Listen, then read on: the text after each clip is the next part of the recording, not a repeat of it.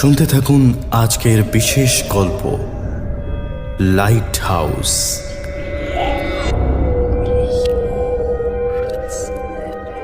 Closed circuit television বা সিসিটিভির প্রথম প্রচলন হয় জার্মানিতে 1942 সালে। তার সঙ্গে যোগাযোগ ব্যবস্থার উন্নতি যোগ হওয়ায় এরপর থেকেই পৃথিবী জুড়ে আনসলভড মিস্ট্রির সংখ্যা কমে আসতে থাকে। বলা বাহুল্য এইসব অমীমাংসিত রহস্যের বেশিরভাগটাই ছিল লোকমুখে ছড়িয়ে পড়া গুজব। সেগুলো বাদ দিলে দু চারটে এমন ঘটনাও পাওয়া যায় যা আজও আমাদের স্তম্ভিত করে দেয়। আজও তাদের সম্ভাব্য কোনো ব্যাখ্যা খুঁজে বের করতে পারি না আমরা। এরকমই একটা ঘটনার খোঁজে আমরা ফিরে যাব আজ থেকে 120 বছর আগে, অর্থাৎ 1900 সালে ডিসেম্বর মাস। আটলান্টিক মহাসাগরের বুকে জনশূন্য একচিলতে আইল্যান্ড। আটলান্টিকের নীল জলরাশির মাঝে হঠাৎ করেই যেন মাথা তুলেছে একটা সামুদ্রিক আইল্যান্ড। এর বুকের উপর জেগে রয়েছে একটা লাইট হাউস, আর কেউ নেই দ্বীপে। শুনতে থাকুন আইলিন মোর আইল্যান্ডের ঘটনা অবলম্বনে আমাদের আজকের গল্প লাইট হাউস।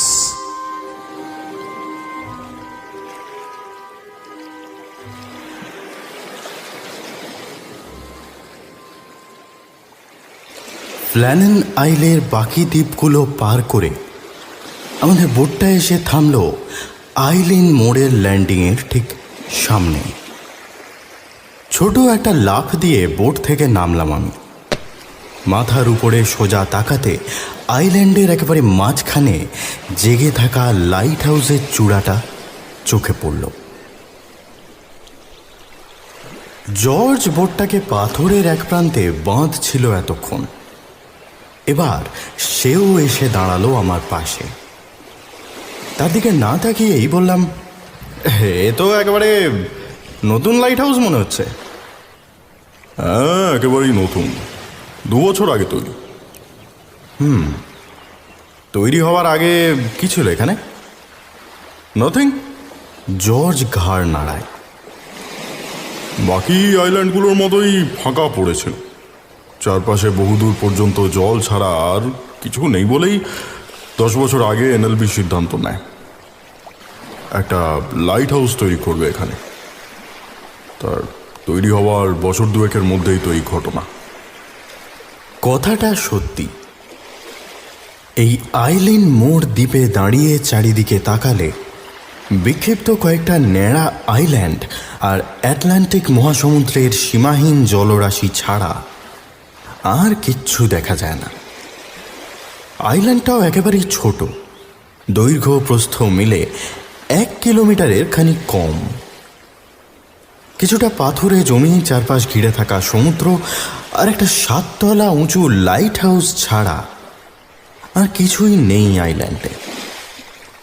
1 সপ্তাহ আগে এই লাইট হাউস থেকেই নাকি 3 জন রক্ষী গায়েব হয়ে গেছে। লাইট হাউসটা দেখাশোনার দায়িত্ব ছিল তাদের উপর। আপাতত নতুন লোক যতদিন না বহাল হচ্ছে ততদিন আমাদের দায়িত্ব হলো লাইট হাউসটা অপারেট করা। জর্জ আমার পাশে পাশে হাঁটতে শুরু করেছে। লাইট হাউসের চূড়াটা দেখতে দেখতে বলি, যে 3 জন গায়েব হয়েছে তাদের নাম কি জানো? থমাস মার্শাল, জেমস ডুকথ আর Donald MacArthur. Thomas, James, Donald. বিড়বিড় করি আমি।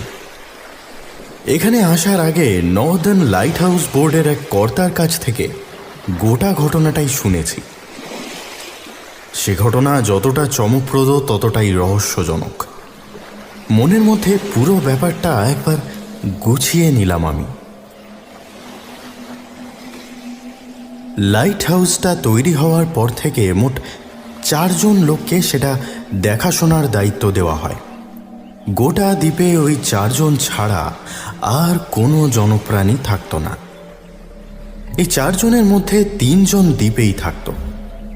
একজন খাবার দাবার বা প্রয়োজনীয় জিনিসপত্র আনতে স্কটল্যান্ডের মূল ভূখণ্ডে পাড়ি দিত। ঘুরিয়ে ফিরিয়ে প্রত্যেকের উপরেই পড়ত দায়িত্বটা। দ্বীপে যে গোলমেলে কিছু একটা ঘটছে সেটা প্রথম নজরে আসে 15ই ডিসেম্বর। রাত তখন প্রায় 10:30টার কাছাকাছি। আর্টার নামে একটা স্টিমার জনা 30 যাত্রী নিয়ে দ্বীপের ধার ঘেঁষে পার হচ্ছিল। সেই ট্রিমারের লোকেরা লক্ষ্য করে লাইট হাউসের মাথায় আলো জ্বলছে না। গোটা আইল্যান্ডটা একটা গা ছমছমে অন্ধকারে ঢেকে রয়েছে। ব্যাপারটা স্বাভাবিক নয়। এমন অন্ধকার রাতেও আলো জ্বালায়নি রক্ষীরা।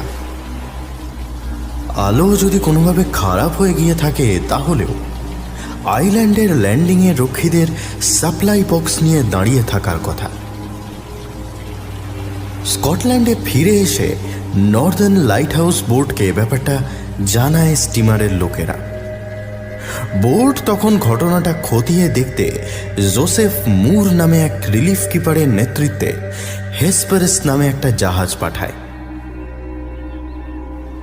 আবহাওয়া ভালো ছিল না বলে হেসপারেসের আইলিন মোড়ে পৌঁছাতে বেশ কয়েকটা দিন লেগে যায়।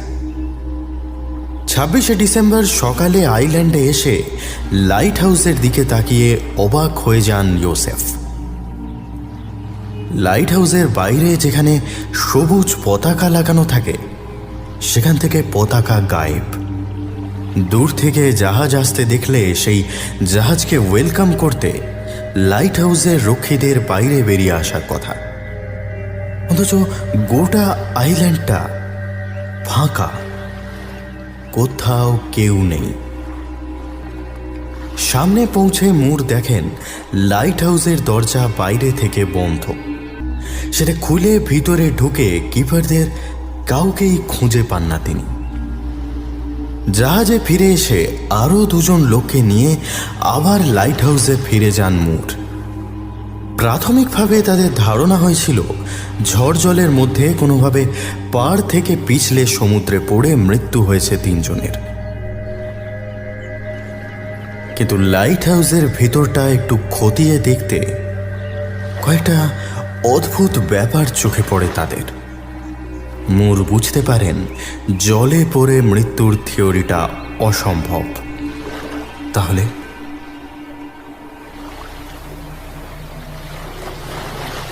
মিনিট 10 ঘাসের জমির ওপর দিয়ে হেঁটে লাইট হাউসের সামনে এসে দাঁড়ালাম 2 জনে। এই কদিনে বেশ কয়েক দফা তদন্ত হয়ে গেছে। ঘাসের উপর মানুষের পায়ের ছাপের স্পষ্ট দাগ হয়ে আছে। লাইট হাউসের বাইরের লাগোয়া দরজাটা এখন বন্ধ। জায়গাটাকে ঘিরে এমনিতেই কিছু গুজব চালু ছিল। এই ঘটনার পর থেকে সেটা আরো বেড়ে গেছে। বিশেষ করে কাগজপত্রে যেভাবে লেখা হচ্ছে তাতে। কিরকম গুজব? মানে এই ধরনের আইল্যান্ডকে ঘিরে যেরকম গুজব রটে আর কি। এক সময় এই সব আইল্যান্ডই মাটির তলায় ছিল। প্রায় 600 বছর আগে জলের স্তর নিচে নেমে যাওয়াতে উপরে উঠে আসে। আশপাশ দিয়ে যাওয়ার সময় অনেকেই নাকি এই দ্বীপের উপর কিছু বড় কালো ছায়াকে আনাগোনা করতে দেখেছে। কেউ কেউ বলে দ্বীপটাকে নাকি মাঝে মাঝে দেখা যায় না, সমুদ্রের বুকে কিছুক্ষণের জন্য গায়েব হয়ে যায়। Vanishing island? আগে হ্যাঁ, ভয়ে অনেক জাহাজই এ পথ দিয়ে যাতায়াত করতে চাইতো না। অনেকটা সেই কারণেই তৈরি হয়েছিল লাইট হাউসটা। আর সেই লাইট হাউস থেকেই এবার রক্ষী গায়েব হয়ে গেল। আচ্ছা, তোমার কি মনে হয় কি ঘটেছিল এখানে? জর্জ একটু হাসে, মাথার টুপিটা কপালের উপরে টেনে নিয়ে বলে, ভূতপ্রেতের কথা বাদ দিলে ব্যাখ্যা তো একটাই। আবহাওয়া খারাপ ছিল, পাড়ে রাখা সাপ্লাইয়ের বক্সগুলো হয়তো তুলে আনতে গেছিল 3 জন। এমন সময় পাথর ভেঙে 3 জনেই নিচে পড়ে যায়।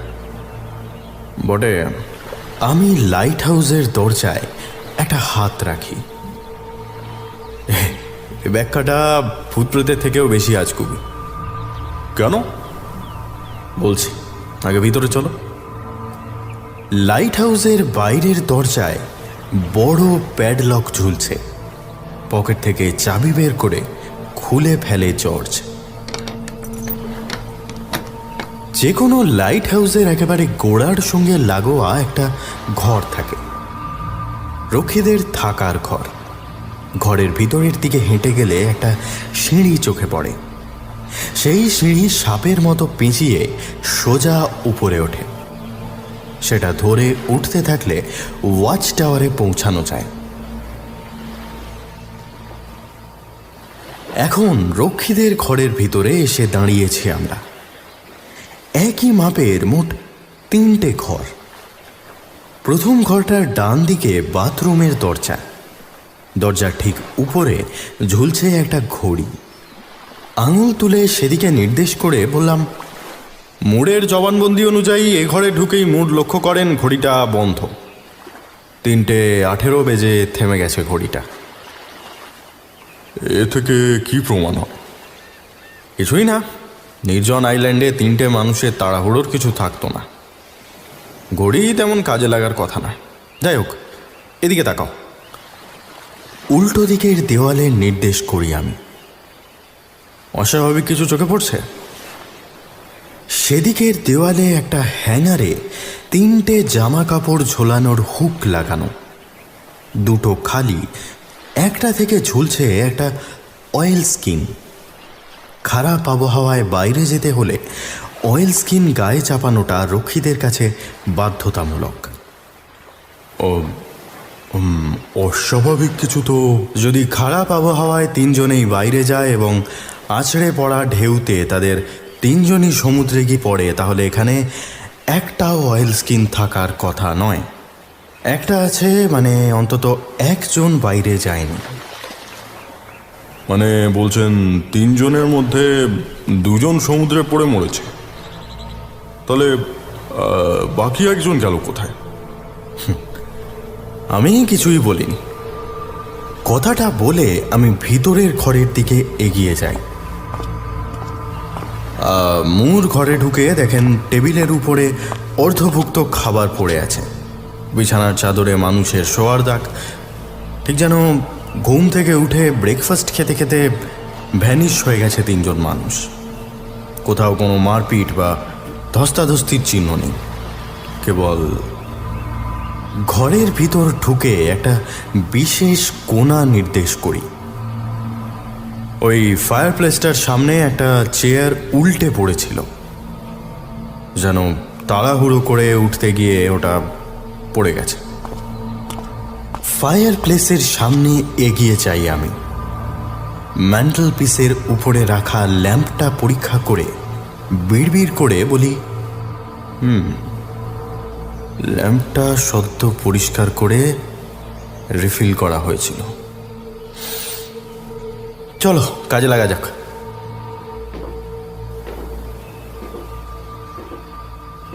ঘরটা পেরিয়ে ওয়াচ টাওয়ারের সিঁড়ি বেয়ে উঠতে আরম্ভ করি আমরা। এতগুলো সিঁড়ি ওঠা অভ্যাস না থাকলে ভারী কষ্টকর। 2-3টে তলা উঠে খানিক দম নিয়ে আবার উঠতে থাকি। শেষে প্রায় আধ ঘন্টা পরে ওয়াচ টাওয়ারের মেঝেতে পা রেখে মাটির উপরেই বসে পড়ি। 7 তলা সিঁড়ি ওঠা চারটিখানি কথা নয়। জর্জ আমার মতো অতটা ক্লান্ত হয়নি। দম নিয়ে টাওয়ারের ধারের দিকে এগিয়ে যায়। টাওয়ারের বেশিরভাগটা জুড়েই স্থির হয়ে দাঁড়িয়ে আছে একটা লেন্স, প্রায় 2টো মানুষের সমান বড় সেটা। রাতে ক্লকওয়ার্ক চালু থাকলে টাওয়ারের চারপাশে ঘুরতে থাকে লেন্সটা। সেই আলো সমুদ্রের বহু দূর অবধি ছড়িয়ে পড়ে। লেন্সটা আপাতত বন্ধ, ঠিক যেন একটা অতিকায় প্রাণীর মৃত চোখ তাকিয়ে রয়েছে সমুদ্রের দিকে। আমি মাটি থেকে উঠে সেটার পাশে গিয়ে দাঁড়ালাম। পকেট থেকে নোট বই বের করে বললাম, 15 তারিখ রাতে আর্টারের যাত্রীরা লক্ষ্য করে লাইট হাউসের আলো জ্বলছে না। মানে ধরে নিচ্ছি 15 তারিখ রাতের আগেই তিনজন যে কোনোভাবে গায়েব হয়েছে। 9 ডিসেম্বর নাগাদ এদিকটায় বেশ বড় সড়ো ঝড়ঝাপটা শুরু হয়। ওয়েস্ট ল্যান্ডিংয়ের একটা বড় অংশ বাজ পড়ে ভেঙে যায়। ওই অংশটা ভেঙে পড়ার সাথে সাথেই ওরাও জলে পড়ে যায়। এছাড়া তো আর কিছু সমাধান দেখছি না। এতক্ষণে বুকের মধ্যে কিছুটা নিঃশ্বাস পেয়েছি আমি। কাঁধের ব্যাগ থেকে একটা ছোট ডায়েরি বের করে এগিয়ে দিলাম জর্জের দিকে। সেটা হাতে নিয়ে ভালো করে দেখে শুনে সে বলল, এটা তো একটা লগ মনে হচ্ছে। এক্স্যাক্টলি, এই লাইট হাউসের 3 রক্ষীর দিনপঞ্জি। এনএলবির থেকে স্পেশাল পারমিশন করে নিয়ে আসতে হয়েছে। এতে শেষ এন্ট্রি আছে 15 ডিসেম্বর সকালে। Storm ended, sea calm, God is over all. মানে 9 তারিখ যে ঝড় হয় তাতে এরা মারা যায়নি। 9 তারিখের ঝড় এবং ওয়েস্ট ল্যান্ডিংয়ের অনেকটা ভেঙে যাওয়ার কথা লেখা আছে এতে। 15 তারিখ সকাল অবধি 3 জন রক্ষী অক্ষত ছিল, তাতে সন্দেহ নেই। আশ্চর্যের ব্যাপার হলো, রাডার বলছে 9 তারিখ ঝড়ঝাপটার পর আবার 17 তারিখ অবধি এ জায়গাটা শান্তই ছিল। তাহলে 15 তারিখ রক্ষীদের লাস্ট এন্ট্রিতে যে ঝড় থেমে যাওয়ার কথা লেখা আছে সেটা এলো কোথা থেকে? একটু ভেবে মাথা নাড়ে জর্জ। তাছাড়া 15 তারিখ সকালে তারা যদি অক্ষত থাকে তাহলে সেদিনই রাতে লাইট হাউসের আলো জ্বলছিল না কেন? সকাল থেকে রাতের মধ্যেই কি তাহলে? হতেই পারে। লেন্সের আলো আসে একতলায় প্যারাফিনের রিজার্ভার থেকে। 2 ঘন্টা অন্তর প্যারাফিনের ট্যাঙ্ক চেঞ্জ করতে হতো রক্ষীদের। রাত 10:30 নাগাদ যদি আলো না জ্বলে তাহলে 15 তারিখ সকাল থেকে রাত 8টার মধ্যে যে কোনো সময় তারা গায়েব হয়ে থাকতে পারে। তবে আশ্চর্যের ব্যাপার হলো, লগের বেশ কয়েকটা পাতা উল্টে পাল্টে দেখাই আমি। লগের লেখাগুলোর মধ্যে কয়েকটা লাইন ডেলিভারেটলি কেউ পেন দিয়ে কেটে দিয়েছে। দেখতে এক গাদা জটিল প্রশ্ন মাথার ভিতরে জমাট বেঁধে আছে। লোক 3টে যে মারা গেছে তাতে সন্দেহ নেই, কিন্তু জনহীন বিচ্ছিন্ন আইল্যান্ডের বুক থেকে তাদের দেহটাই বা উবে গেল কি করে? পায়ের কাছে তাকাতে একটু অবাক হলাম। জুতোর পাশেই পাথরের উপরে এক ঝাঁক গঙ্গা ফড়িং জাতীয় পোকার মৃতদেহ পড়ে আছে। সমুদ্রের ধারে ড্রাগন ফ্লাই বিরল নয়। পা দিয়ে ঠেলে সরিয়ে দিলাম ঝাঁকটা এবং দিতেই প্রথমবারের জন্য অদ্ভুত একটা ব্যাপার খেয়াল করলাম। শুধু ওই ঝাঁকটা নয়, আমার আশেপাশে ছড়িয়ে পড়ে আছে অসংখ্য পোকার মৃতদেহ। আশ্চর্য, সব পোকা কি একসঙ্গে মরে গেল? একটা ভাবনা এসে চেপে ধরল আমাকে।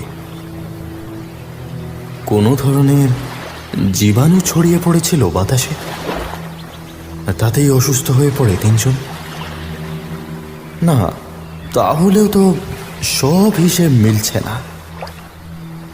চারপাশ ঘিরে থাকা আটলান্টিকের অন্তহীন জলরাশির মতোই রহস্যপূর্ণ এই দ্বীপটা।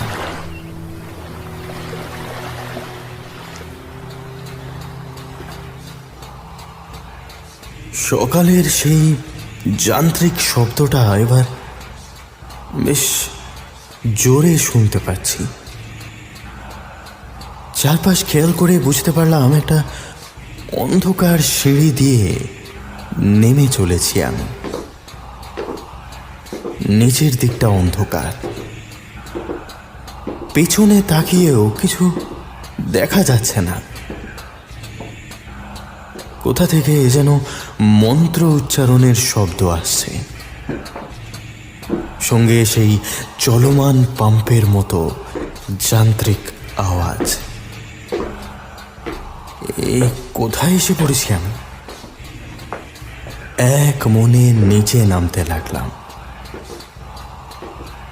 এবার মনে হলো নিচ থেকে হালকা সবুজ একটা আলো ভেসে আসছে। স্থির নয়, প্রতি মুহূর্তে কম্পিত হচ্ছে আলোটা। মনের ভিতরে কেউ বলল, নিচে যাওয়া ঠিক হবে না। একবার নিচে গেলে ফিরে আসার আর পথ থাকবে না। তাও কোনো দিকে না তাকিয়ে নেমেই চলেছি। আচমকা খেয়াল হলো আমার জামার ভিতরে কিছু একটা নড়াচড়া করছে, যেন জীবন্ত একটা পায়রা লুকিয়ে আছে সেখানে। হাত গলিয়ে সেটা বের করে এনেই আমি চমকে গেলাম। সেই সোনালি পাথরটা, সেখান থেকেই আসছে মন্ত্রটা। কানের কাছে তুলে ধরলাম সেটা। না, ভাষাটা অস্পষ্ট, কিছু বুঝতে পারছি না। সামনে চোখ তুলে তাকালাম। সবুজাভ আলোর মধ্যে অস্পষ্ট কুয়াশার মতো দাঁড়িয়ে আছে তিনটে মানুষ। হাত তুলে আমাকে কিছু ইশারা করতে চাইছে তারা। কিছু একটা বিশেষ কথা জানাতে চায় আমাকে। ইশারাগুলো যেন আগেও দেখেছি আমি, কিন্তু কোথায় চিনতে পারলাম না। কে আপনারা? কি বলতে চান? আমি চিৎকার করে উঠলাম, আর সঙ্গে সঙ্গে ভেঙে গেল ঘুমটা। জর্জ প্রায় ঝুঁকে পড়েছে আমার মুখের উপরে। আমি তাকে সরিয়ে ধরফর করে উঠে বসলাম। চারপাশে তাকিয়ে ধাতস্থ হলাম একটু।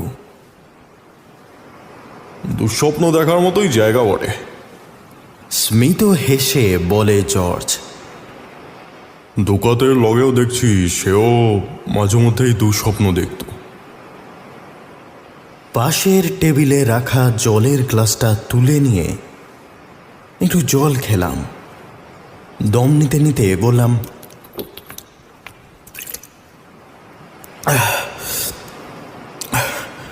সেমাফোর।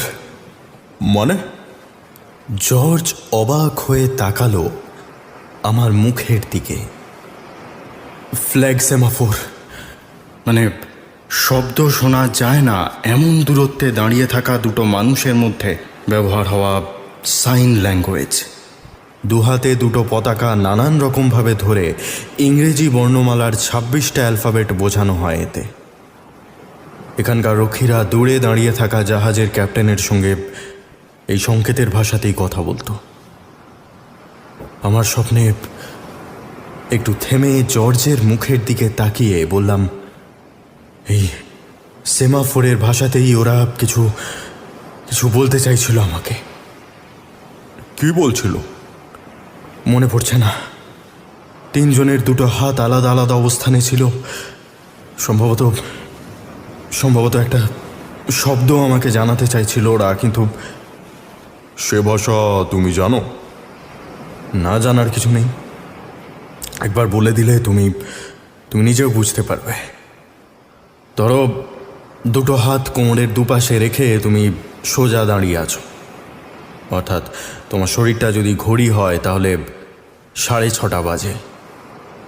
এটা হলো রেস্ট, বা দুটো শব্দের মাঝে একটা স্পেস। এবার ডান হাতের পতাকাটা একটু দূরে সরিয়ে মাটির সঙ্গে 45 ডিগ্রি এইভাবে রাখো, অর্থাৎ ঘড়িতে 6:37। এটা হলো এ। ডান হাতটা আর একটু ওপরে তোলো, অর্থাৎ 6:45। এই হলো বি। আর একটু ওপরে তোলো, 6:52। এই হলো সি। এইভাবে চলতে থাকে। জর্জ আবার নিজের বিছানার কাছে ফিরে গিয়ে বলে, মানে গায়েব হওয়া তিনটে মানুষ তোমাকে স্বপ্নে কিছু সংকেত দিচ্ছে। অস্বাভাবিক কিছু নয়।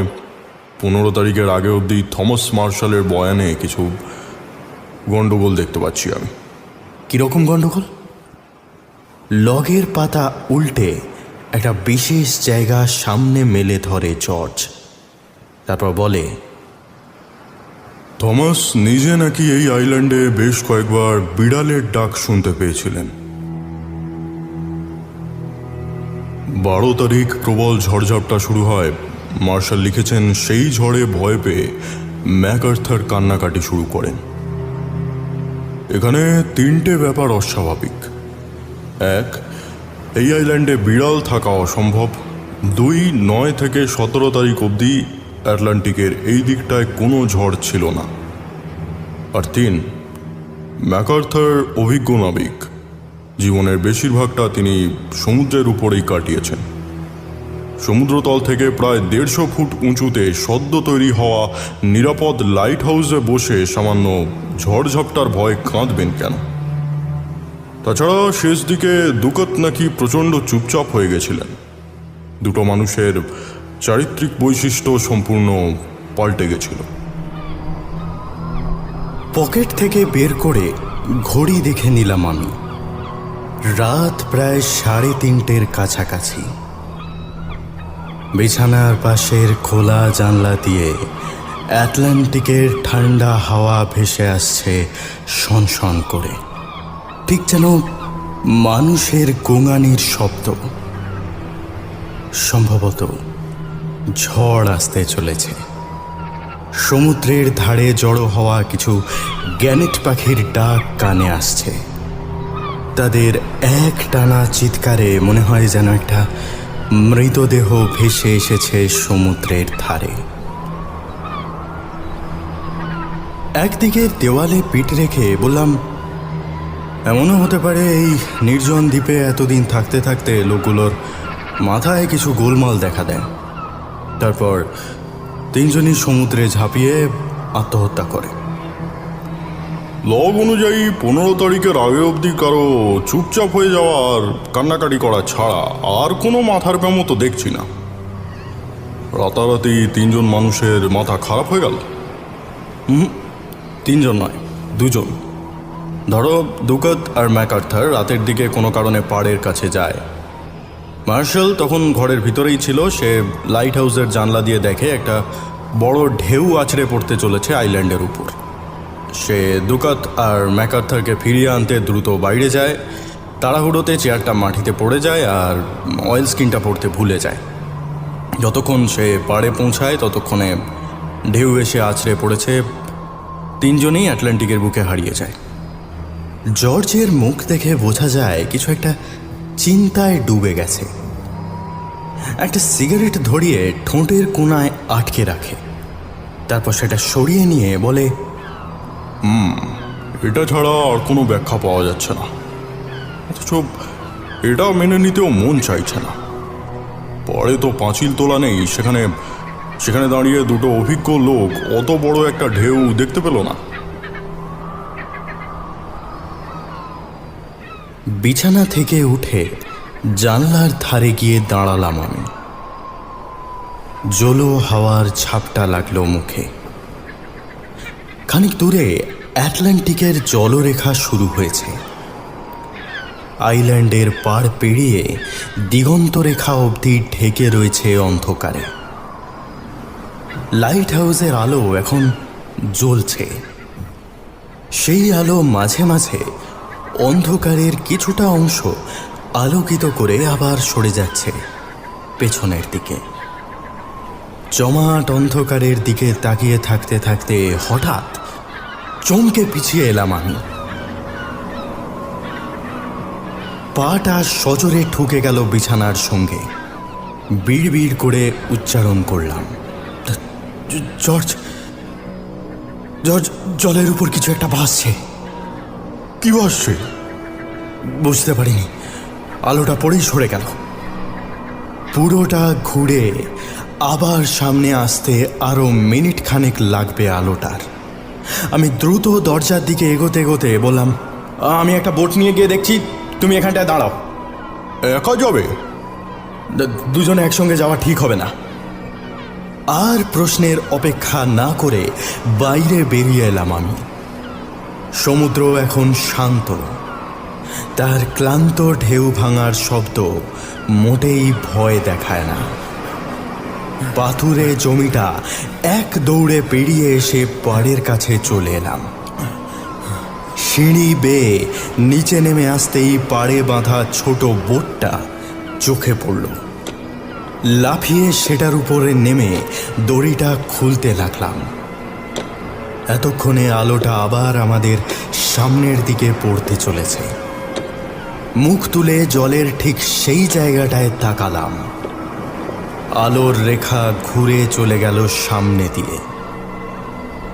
মনে হলো একটা ছোট বোট জাতীয় কিছু ভাসছে সমুদ্রের উপরে। কিন্তু মাঝ সমুদ্রে এমন বোট আসবে কোথা থেকে? আবার অন্ধকারে ঢেকে গেছে জায়গাটা।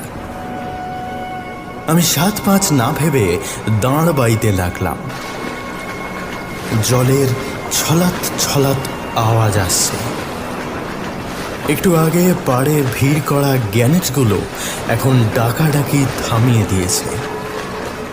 থমথমে মুখে এক দৃষ্টে লক্ষ্য করছে আমার বোটটাকে। কয়েকশো মিটার দাঁড় বাইবার পরে জায়গাটার কাছাকাছি পৌঁছে গেলাম।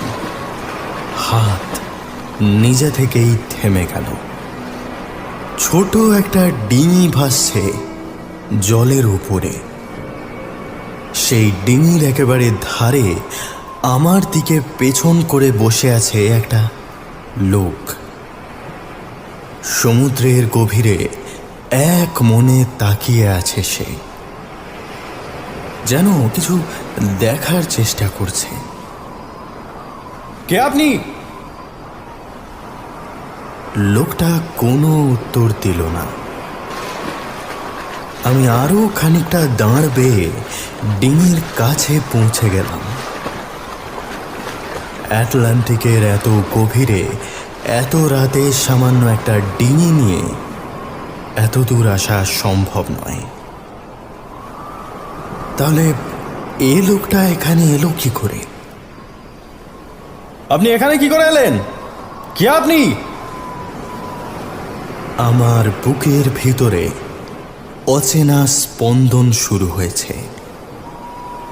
দ্বীপটাকে নিয়ে বেশ কিছু গুজব চালু আছে বলে শুনেছিলাম। তার সবই কি নেহাত মিথ্যে? হাতের টর্চটা তুলে ধরে ডিঙিটার উপরে ফেললাম। লোকটাকে পিছন থেকে দেখে চেনা চেনা মনে হচ্ছে। টর্চের আলো যেন আঘাত করল লোকটার পিঠে। আলোটা গিয়ে লাগতেই নিঃশব্দে উঠে দাঁড়ালো সে। তারপর একটু একটু করে ফিরতে লাগলো আমার দিকে। আমি প্রায় নিঃশ্বাস বন্ধ করে অবাক হয়ে দাঁড়িয়ে দেখলাম আমার সামনে দাঁড়িয়ে থাকা মানুষটা আর কেউ নয়,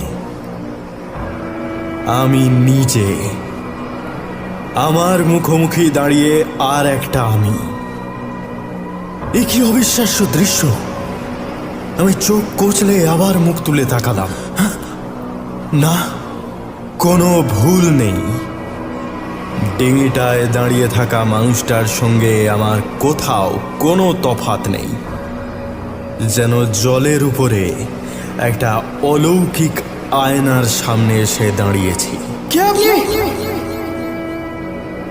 আর তো চিৎকার করে উঠলাম। প্রাণহীন সমুদ্রের বুকে প্রতিধ্বনিত হতে লাগলো চিৎকারটা। আমার সামনের মানুষটার ঠোঁটের দুটো পাশ ফাঁক হয়ে একটা হাসি ফুটে উঠছে। বিভৎস কুটিল অথচ নীরব একটা হাসি। ক্রমশ তার বাঁ হাতের একটা আঙুল উঠে এলো। আমার পেছনের দিকে কিছু একটা যেন নির্দেশ করতে চাইল সে। আমি মোহগ্রস্তের মতো তার আঙুল লক্ষ্য করে পিছনে ফিরে তাকালাম। আর সঙ্গে সঙ্গে দুটো হাঁটু কেঁপে উঠল। এ কি দেখছি আমি চোখের সামনে? আমার বোটটা যেখানে দাঁড়িয়ে আছে তার থেকে কয়েকশো মিটার পেছনে একটু আগেই আইলিন মোর আইল্যান্ডটা ছেড়ে এসেছি। এখন সেখানে অন্তহীন জলরাশি ছাড়া আর কিচ্ছু নেই। মসৃণ জলতলের নিচ থেকে একটা লাল রঙের আলো নির্গত হচ্ছে সেখান থেকে, যেন একটা আগ্নেয় পাহাড় ভেঙে এইমাত্র লেলিহান লাভার স্রোত বেরিয়ে আসবে জলতলের উপরে। শরীর কেঁপে উঠল আমার। মনে হলো পায়ের তলা থেকে সরে গেছে বোটটা। নিয়ন্ত্রণ হারিয়ে জলের উপর পড়ে গেলাম আমি। শীতল কনকনে জলের স্পর্শ এসে লাগলো আমার সমস্ত মুখে।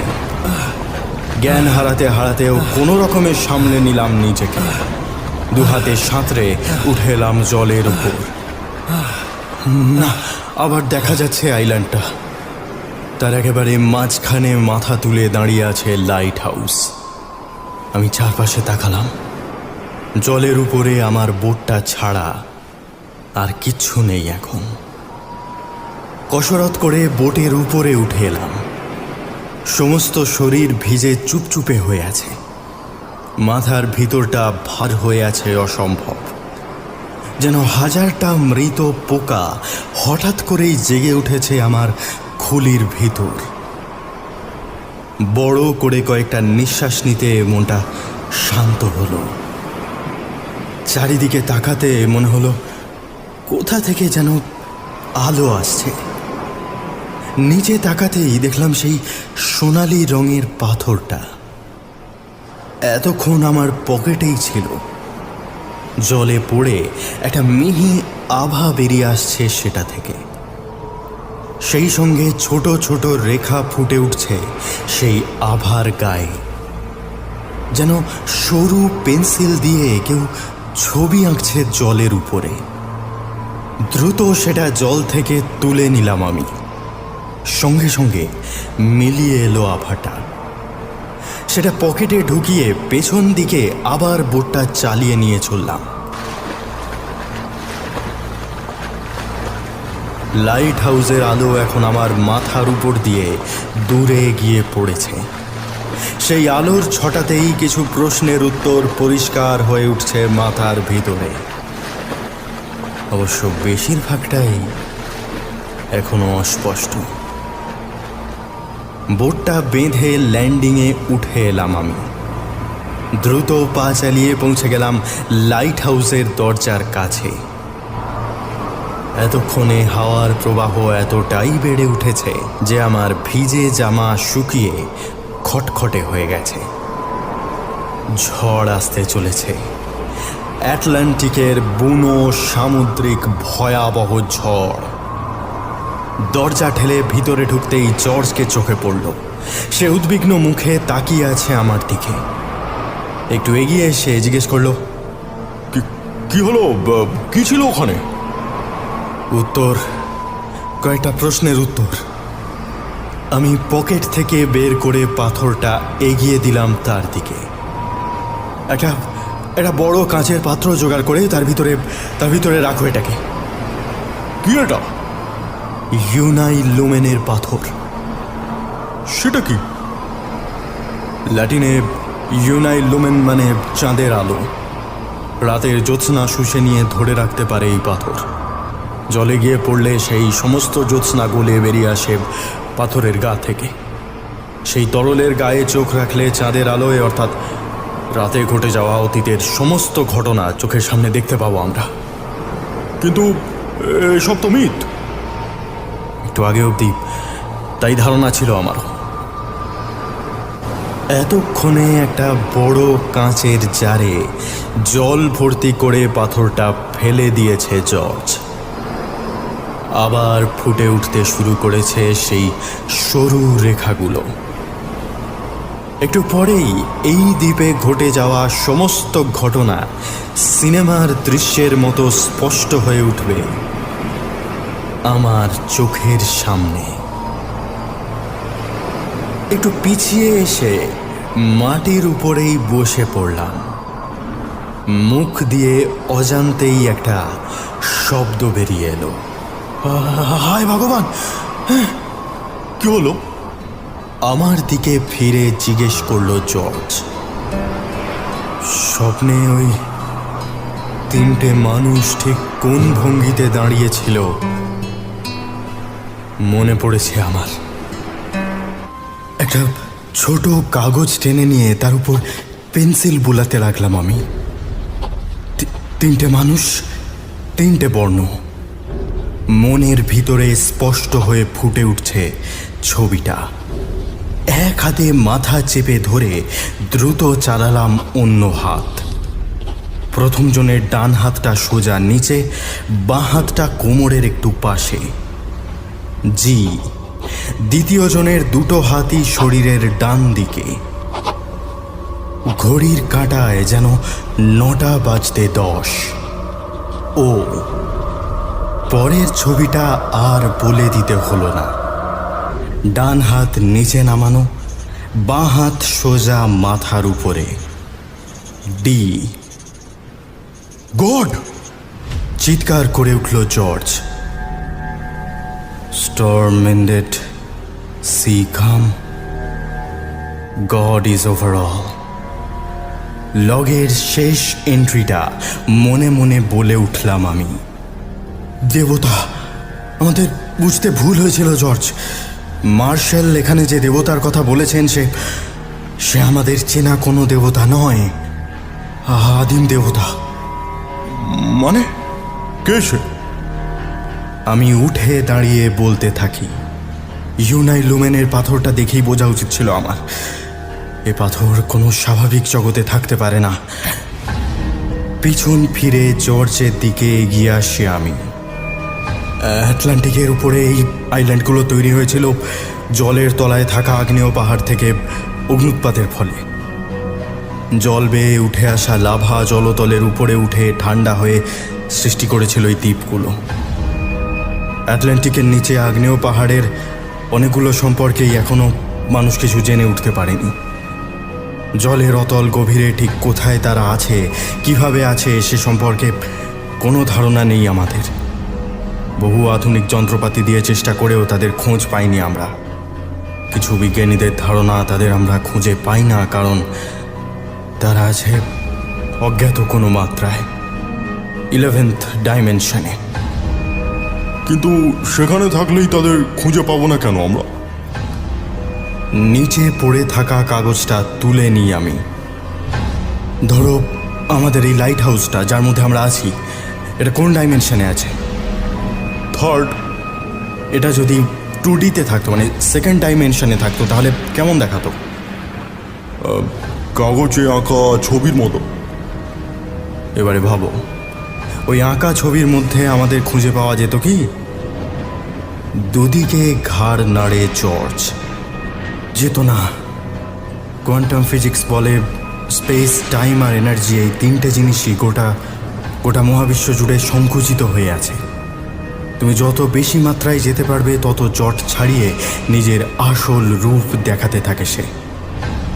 যেহেতু আমরা এখনো সেখানে যেতে পারিনি, তাই সেখানে কি আছে আমাদের পক্ষে জানা সম্ভব নয়। এই দ্বীপটাও ঠিক তাই। আমরা শুধু এর ত্রিমাত্রিক রূপটা দেখতে পাচ্ছি। অন্য কোন ডাইমেনশনে কি আছে এখানে আমরা কিছুই জানি না। আমার মনে হয় লাইট হাউসের 3 জন রক্ষী কিছু একটা কারণে এই দ্বীপেরই 11th ডাইমেনশনে চলে গেছে, এবং সেখানেই কোনো একটা প্রাণীকে ঈশ্বর বলতে চেয়েছে তারা। উত্তাল সমুদ্রের ঢেউ ভাঙছে পাড়ের উপর। মনে হয় একটা অতিকায় দানব লকলকে জিভ বাড়িয়ে গ্রাস করতে চাইছে আইল্যান্ডটাকে। ঝোড়ো হাওয়ার দাপটে জানলার পাল্লাগুলো ভেঙে পড়বে এবার। দ্রুত এগিয়ে গিয়ে পাল্লাগুলো বন্ধ করার চেষ্টা করলাম আমি, কিন্তু কোনো লাভ হলো না তাতে। হাত দিয়ে ধরার আগেই শক্ত কাঠের পাল্লাগুলো ছিটকে উড়ে গেল বাইরে। খোলা জানলা দিয়ে বাইরে তাকিয়ে দেখলাম আইল্যান্ড থেকে কয়েকশো মিটার দূরে গোটা সমুদ্রটা যেন শয্যা ছেড়ে সোজা হয়ে দাঁড়িয়ে পড়েছে। বিরাট একটা ঢেউ এক্ষুনি আছড়ে পড়বে আইল্যান্ডের উপরে।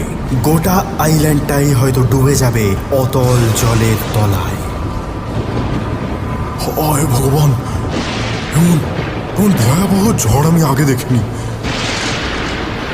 ঝড় নয়, আমি তার দিকে না ফিরেই বললাম, চতুর্থ মাত্রার ঈশ্বর জেগে উঠেছেন। সম্ভবত অতল জলের তলায় থাকেন তিনি। এই ঝড় তারই আগমনের সংকেত। মানে আমি তো কিছুই বুঝতে পারছি না। যে লাভা দিয়ে এই দ্বীপটা তৈরি তা এসেছে 11th ডাইমেনশন থেকে। কিছু কিছু মানুষ যেমন অলৌকিক ক্ষমতায় তার অতীত জীবনের দৃশ্য স্বপ্নে দেখতে পায়, তেমনি কোনো কোনো বিশেষ সময়ে এই আইল্যান্ডটা ফিরে যায় তার 11th ডাইমেনশনে। পুরোপুরি না হলেও সে জগতের কিছুটা রূপ আমরাও অনুভব করতে পারি তখন। ক্ষীণ সূক্ষ্ম একটা অনুভূতি দাও, তার প্রভাবে আমাদের চারিত্রিক বৈশিষ্ট্য পাল্টে যায়, যেমন গেছিল ম্যাকার্থার আর দুকাতের। কাল রাতের কোনো এক সময় আইল্যান্ডটা আবার ফিরে গেছে অজ্ঞাত জগতে। আমরা এখন 11th ডাইমেনশনে। আমার কথাটা শেষ হবার আগেই আকাশচুম্বী ঢেউটা এসে আছড়ে পড়ল আইল্যান্ডের একটা পাড়ে। একটা বড় অংশের পাথর মুহূর্তে জলের তলায় মিলিয়ে গেল। প্রবল জলের স্রোত উঠে এলো উপরে। প্রায় হাঁটু সমান উঁচু জল এসে ধাক্কা দিল ঘরের দরজায়। আমি টেবিলের দিকে তাকিয়ে দেখলাম ধীরে ধীরে রূপালি আলোর নকশা বুনতে শুরু করেছে পাথরটা। দুহাতে চেপে ধরলাম চালটা। জর্জের দিকে তাকিয়ে বললাম, যেভাবেই হোক লাইট হাউসের চূড়ায় উঠতে হবে। ওটা ডুবতে দেরি আছে, কিছুটা সময় পাওয়া যাবে। বাক্য ব্যয় না করে দুজনে ছুটতে শুরু করলাম সিঁড়ির দিকে। আমার নিঃশ্বাস বন্ধ হয়ে আছে অনেকক্ষণ। সমুদ্রের বুক থেকে অদ্ভুত একটা শব্দ ভেসে আসছে। মনে হচ্ছে মাটির একেবারে অতল থেকে একটা ডাক ভেসে আসছে উপরে। শান্ত গমগমে একটা শব্দ, অথচ কি ভয়ানক, কি বীভৎস। বুঝতে পারছি বাঁচার আর কোনো আশা নেই আমাদের। কিসের শব্দটা? আমি উত্তর দিলাম না। প্রাণ ভয়ে অমানসিক শক্তি এসে জড়ো হয়েছে আমার দুপায়ে। সিঁড়িগুলো পেরোতে আর হাঁপ ধরে যাচ্ছে না। আমার দু হাতের মধ্যে ধরা রয়েছে কাঁচের চারটা। এতক্ষণে বেশি কিছু ছবি তৈরি হয়েছে তার মধ্যে। নিচ থেকে ভেসে আসা শব্দে বুঝতে পারছি একতলার দরজা ভেঙে জল ঢুকছে। মনে মনে হিসেব করে নিলাম, আর ঘন্টাখানেক সময় আছে হয়তো। তার মধ্যে যেভাবেই হোক এই দ্বীপের ঘুম ভাঙাতে হবে। কিন্তু কি করে? সিঁড়ি পেরিয়ে উঠতে ঠিক কতক্ষণ লাগলো জানি না। চূড়ার ঘরে উঠে আসতেই মনে হলো গোটা লাইট হাউসটাই জলের ধাক্কায় দুলছে। মাটির তলা থেকে সেই অপার্থিব শব্দের তীব্রতা এখন বেড়ে উঠেছে। চারদিকের দেওয়ালে বেশিরভাগটা খোলা বলে বাইরেটা স্পষ্ট দেখতে পাচ্ছি। ডাঙা বলে আর কিছুর অস্তিত্ব নেই এখন। আমার থেকে মিটার খানেক দূরত্বে পাক খেতে থাকা লেন্সের আলো যেখানে গিয়ে পড়েছে, সেখানেই উত্তাল সমুদ্র তরঙ্গ ছাড়া আর কিছুই চোখে পড়ছে না। এখন তার সাদা ফেনায় একটা বিজাতীয় লাল রং এসে মিশতে শুরু করেছে। জর্জের কাছে এগিয়ে গেলাম আমি। যে করেই হোক ওই প্রাণীটাকে আটকাতে হবে আমাদেরকে। জলের তলা থেকে যে উঠে আসছে তার কাছ থেকে রক্ষা করতে হবে নিজেদের। আমার কথাটা জর্জ বুঝতে পেরেছে বলে মনে হলো না। সে বিস্ময় মাখা চোখে চেয়ে আছে আমাদের থেকে 75 ফুট নিচে ফুঁসতে থাকা আগ্রাসী লালচে জলের দিকে। আমি তার কাঁধ ধরে ঝাঁকা দিলাম। মন দিয়ে শোনো জর্জ, কিছু বিশেষ বিশেষ সময় এই দ্বীপটা একাদশ মাত্রায় চলে আসে, একটা সময় আবার স্বাভাবিক জগতে ফিরে যায়। আমরা যদি সেই সময়টুকু অক্ষত অবস্থায় কাটিয়ে দিতে পারি তাহলে দ্বীপের সঙ্গে সঙ্গে আমরাও আবার ফিরে যাব। কিন্তু তার আগেই দেবতা যদি আমাদের গ্রাস করে ফেলে তাহলে আর ফিরে যাওয়া হবে না আমাদের। লাইট হাউসের 3 রক্ষীও সেই দেবতার গ্রাসেই হারিয়ে গেছে। কিন্তু আমরা বাঁচবো কি করে? এই লাইট হাউসটা তো বেশিক্ষণ। আমি মাথা নাড়লাম, ধীরে ধীরে এগিয়ে গেলাম কাঁচের চালটার দিকে। সেখানে এতক্ষণে ফুটে উঠতে শুরু করেছে কদিন আগের একটা রাত, সম্ভবত 12ই ডিসেম্বরের রাত। সেদিনই কোনো এক সময় 11th ডাইমেনশনে চলে যায় আইল্যান্ডটা। আমি বিড়বিড় করে বলি, 9 থেকে 15 তারিখ অবধি কোনো জাহাজ এই দ্বীপের পাশ দিয়ে যায়নি। গেলে আটলান্টিকের বুকে এই জায়গায় জল ছাড়া আর কিছু দেখতে পেত না। এবার বুঝতে পারছো কেন ওই 3 দিন সমুদ্র শান্ত থাকা সত্ত্বেও ঝড়ঝাপটার কথা লেখা আছে লগবুকে। লাইট হাউসটা কেঁপে ওঠে একবার, সঙ্গে সঙ্গে চারের জলে ফুটে ওঠা ছবি মুছে গিয়ে আবার নতুন ছবি ফোটে।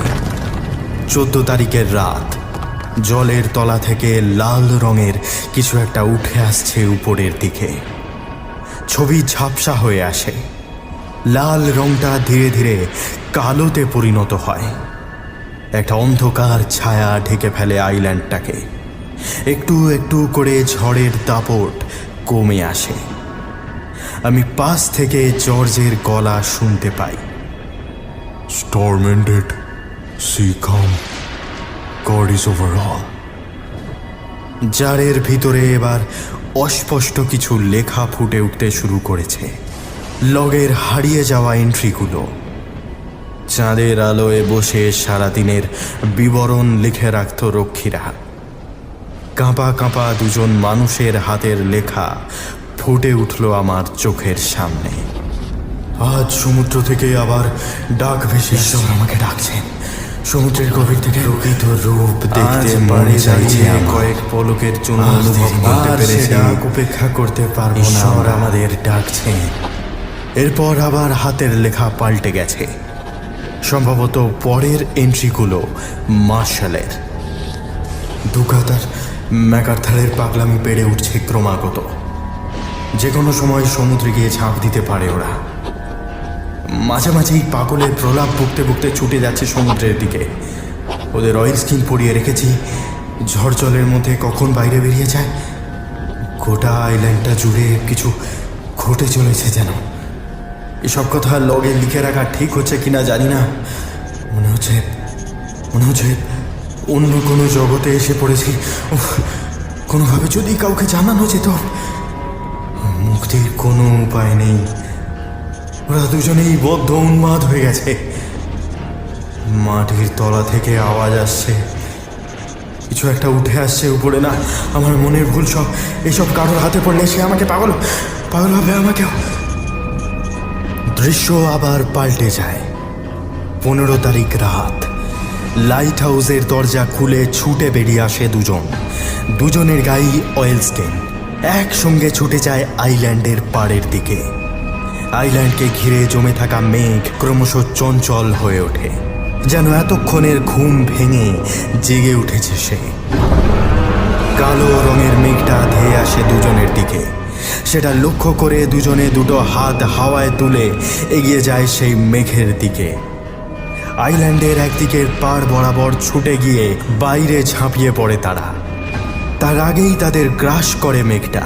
তারপর দিক পরিবর্তন করে ছুটে যায় লাইট হাউসের জানলার দিকে। মনে মনে ভেবে নিই আমি, অর্থাৎ দেবতার কাছে আত্মসমর্পণ করে রক্ষীদের মধ্যে 2জন, দুঘাত আর ম্যাকার্থার। কিন্তু মার্শাল, তার কি হলো? তার দিকেই কি ছুটে এলো মেঘটা? বাকিটুকু আর দেখতে পাই না আমরা। গোটা জারটা এখন ঠেকে গেছে নিকষ কালো অন্ধকারে।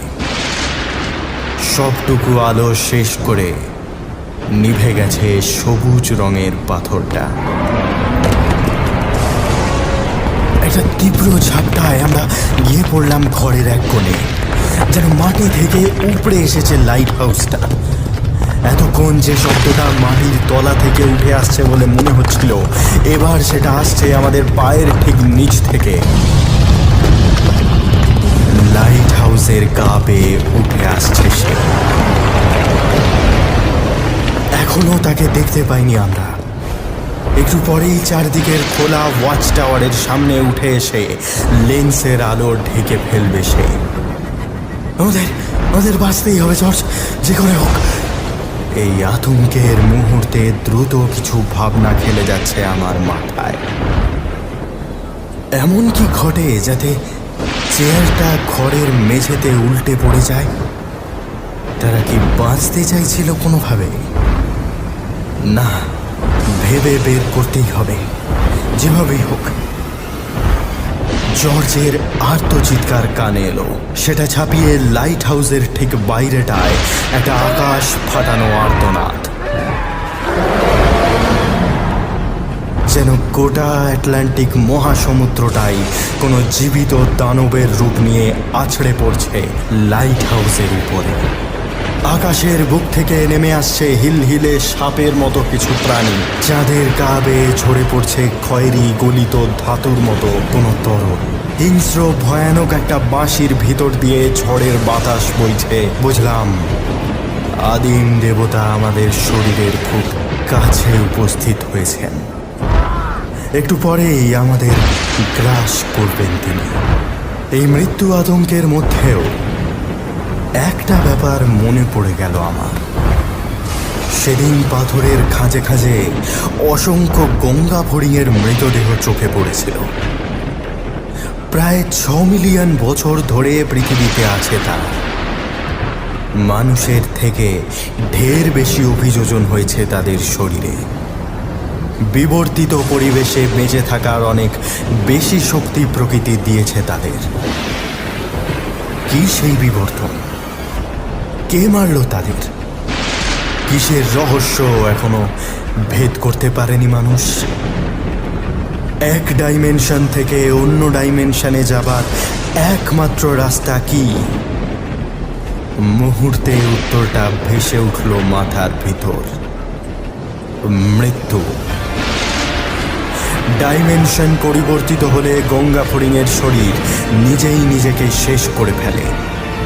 সে আবার ফিরে যায় স্বাভাবিক মাত্রায়। 15ই ডিসেম্বর লাইট হাউসের ভিতর থেকে দুজন রক্ষী উন্মত্ত অবস্থায় ছুটে যায় মেঘের দিকে। মার্শাল কোনোভাবে বুঝতে পারে এই পরিবর্তিত জগৎ থেকে মুক্তির একমাত্র রাস্তা হলো আত্মহনন। লাইট হাউস থেকে বেরিয়ে আসা দুজনকে আত্মসাৎ করে মেঘটা। ততক্ষণে মার্শাল সিলিংয়ে দড়ি বেঁধে ঝুলছেন সিলিং থেকে। পায়ের তলায় শুধুমাত্র একটা চেয়ার। মেঘটাকে জানলা দিয়ে এগিয়ে আসতে দেখে তিনি লাথি মেরে চেয়ারটা সরিয়ে দেন, কিন্তু বুকের ভিতর থেকে প্রাণবায়ু বেরিয়ে যেতে একটু সময় লাগে তার। সেই সময়ের মধ্যেই দেবতা তাকে গ্রাস করেন। 3 জন মানুষ হারিয়ে যান আইল্যান্ডের বুক থেকে। আইল্যান্ডটা সেদিন রাতেই আবার যখন স্বাভাবিক মাত্রায় ফিরে আসে, তখন প্রাণের শেষ চিহ্ন মুছে গেছে সেখান থেকে।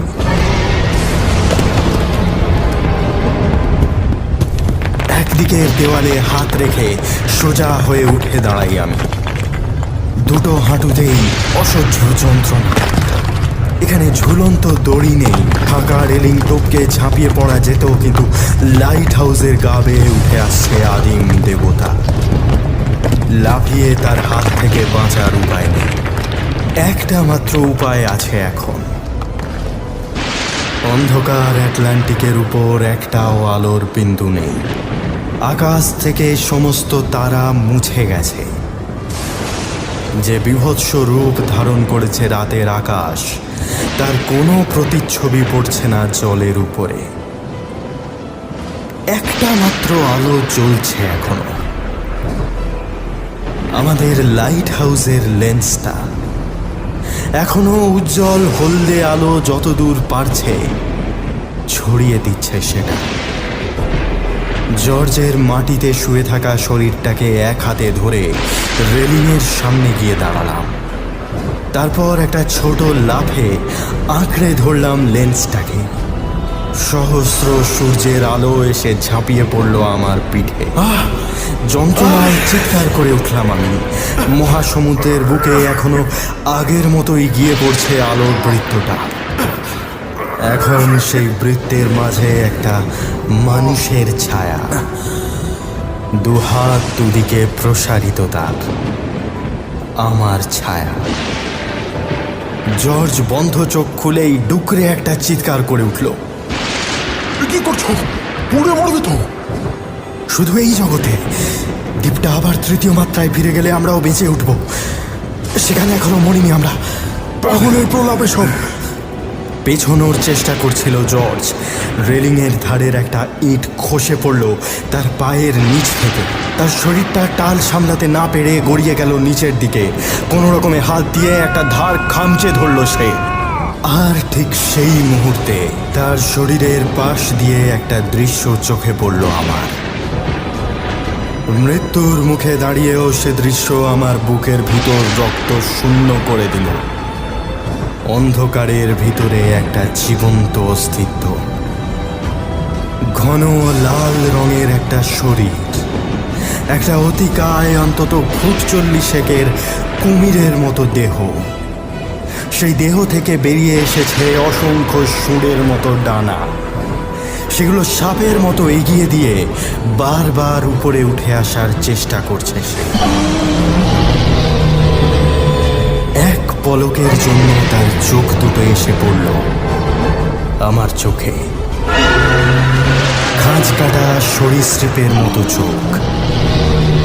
হিংসা নেই, লোভ নেই, বীভৎসতা নেই, শুধু এক অদ্ভুত অজ্ঞাত জগতের দরজা খোলা আছে সেই চোখে। সে একবার ফিরে তাকালো জর্জের ঝুলন্ত শরীরের দিকে। তারপর সহস্র ডানার উপর ভর দিয়ে এগিয়ে আসতে লাগলো আমার দিকে। অনুভব করলাম লেন্সের উষ্ণতায় আমার পিঠের চামড়া পুড়ে গিয়ে মাংস পুড়তে শুরু করেছে এখন। এইবার আলো এসে পড়বে আমার হৃৎপিণ্ডে। দুটো হাত আলগা করে দিল জর্জ। তার অবশ শরীরটা খসে পড়ল নিচের দিকে।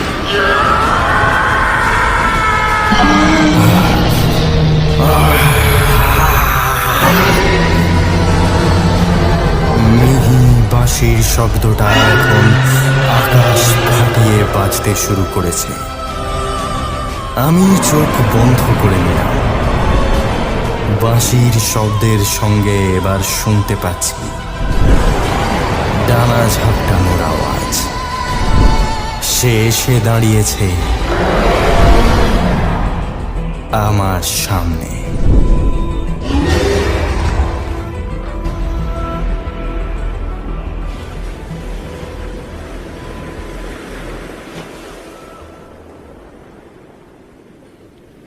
মুখে রোদ এসে পড়তেই চোখ খুলে গেল আমার।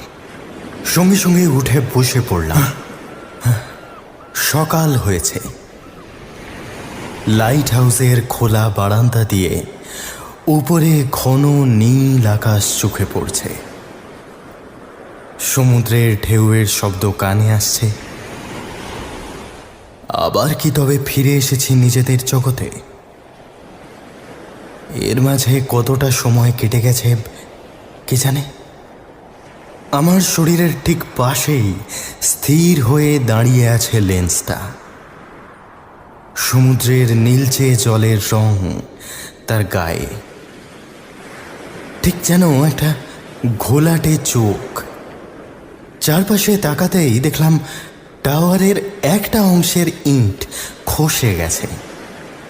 বেশ কিছুটা ফাঁক হয়ে আছে সেখানে। উঠে গিয়ে নিচে তাকালাম। লাইট হাউসের নিচে পড়ে আছে জর্জের দেহটা। দ্রুত সিঁড়ি দিয়ে নেমে ছুটে গেলাম নিচে। ঘরগুলো পেরিয়ে দরজা খুলে বাইরে বেরোতেই তার উপুর হয়ে পড়ে থাকা শরীরটা চোখে পড়ল। হাওয়ার ধাক্কায় একটু একটু যেন নড়ে উঠছে হাত দুটো। বেঁচে আছে।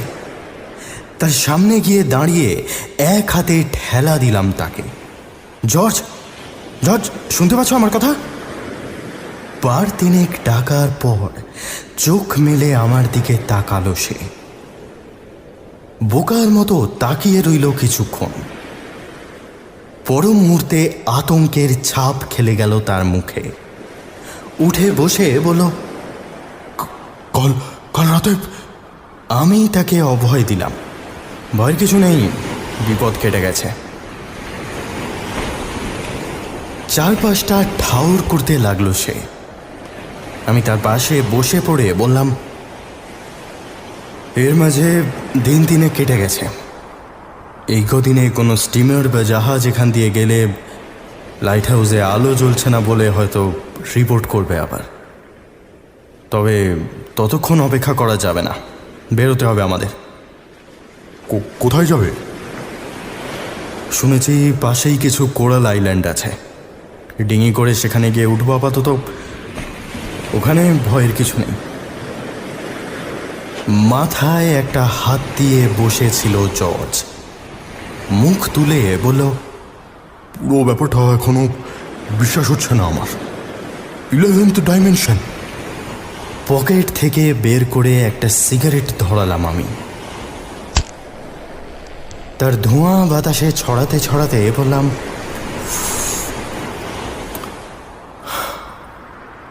বিজ্ঞানের ভাষায় মহাশূন্য থেকে কোনো ব্ল্যাক হোলের গভীরে ঝাঁপ দিলেই ইন্টার ডাইমেনশন ট্রাভেল সম্ভব। তবে সেটা মানুষের পক্ষে সুখকর নয়, তা তো বুঝতেই পারছো। কিন্তু দ্বীপটা আবার ফিরে এসেছিল কবে? সম্ভবত 15 তারিখ রাত 10টার আগে। আর্টার স্টিমারের লোকজন দেখে অন্ধকারে ডুবে আছে আইল্যান্ডটা, কারণ ততক্ষণে যা হবার হয়ে গিয়েছে। আমরা এখানে আসার পর থেকেই একটা পাম্পের আওয়াজ পাচ্ছিলাম, মনে আছে? মাথা যন্ত্রণা শুরু হয়েছিল সেই সঙ্গে।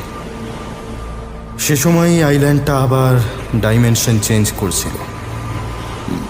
আর ঘড়িটা থেমে গেছিল কেন? যে ডাইমেনশনে আমরা গেছিলাম সেখানে সময়ের অস্তিত্ব ছিল না, তাই সে ডাইমেনশনে গেলে থেমে যায় ঘড়িটা।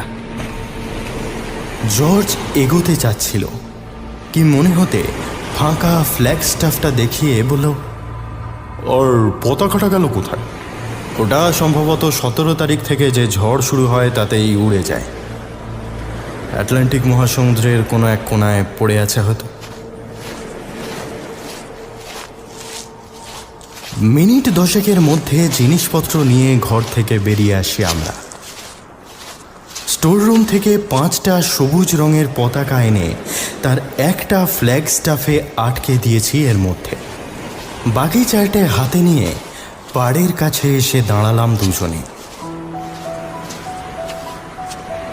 পাথরের খাঁজে খাঁজে তাকাতে আর সেই মরা গঙ্গা ফড়িংদের দেখা পাওয়া গেল না। তার বদলে তারা সমুদ্রের বুক জুড়ে উড়ে বেড়াচ্ছে ঝাঁকে ঝাঁকে। নতুন করে বেঁচে উঠে হাওয়ায় ডানা মেলেছে ওরা। ডিঙিতে ওঠার আগে হাতের 4টে পতাকা মাটিতে রাখলাম আমি। একটা বিশেষ ভঙ্গিতে দুজোড়া করে সাজিয়ে দিলাম তাদের। ফ্ল্যাগ সেমাফোরের ভাষায় 2টো বর্ণ তৈরি হয়েছে তাতে। জর্জ ভালো করে তাকিয়ে বোঝার চেষ্টা করল, তারপর ব্যর্থ হয়ে আমার দিকে চেয়ে জিজ্ঞেস করল, এটা কার উদ্দেশ্যে? আমি হাসলাম। আবার হয়তো একসময় 11th ডাইমেনশনে ফিরে যাবে আইল্যান্ডটা। তখন আমাদের হারিয়ে যাওয়া 3 রক্ষীর জন্য এই মেসেজটা। বর্ণ দুটোর দিকে আর একবার তাকিয়ে পা চালালাম আমি। জলের ধাক্কায় ডিঙিটা দুলে উঠছে। কি লেখা আছে এতে? প্রথমটা জি, তারপরটা বি। মানে? Good bye. লাফিয়ে ডিঙির উপর উঠে পড়লাম আমি।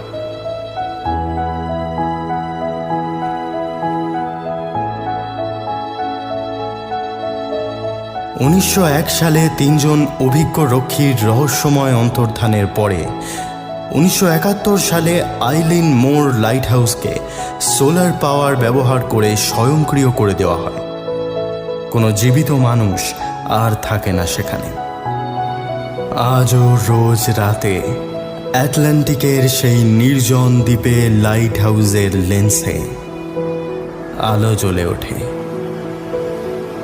মহাসমুদ্রের বুকে 30 কিলোমিটার ব্যাসার্ধের বৃত্তে আলো ছড়িয়ে দেয় সে। কিন্তু আজ থেকে 120 বছর আগের সেই 3 জন রক্ষীর অন্তর্ধান রহস্য আজও অন্ধকারেই রয়ে গেছে। শুনছিলেন লাইট হাউস। সবাই ভালো থাকবেন। শুভরাত্রি।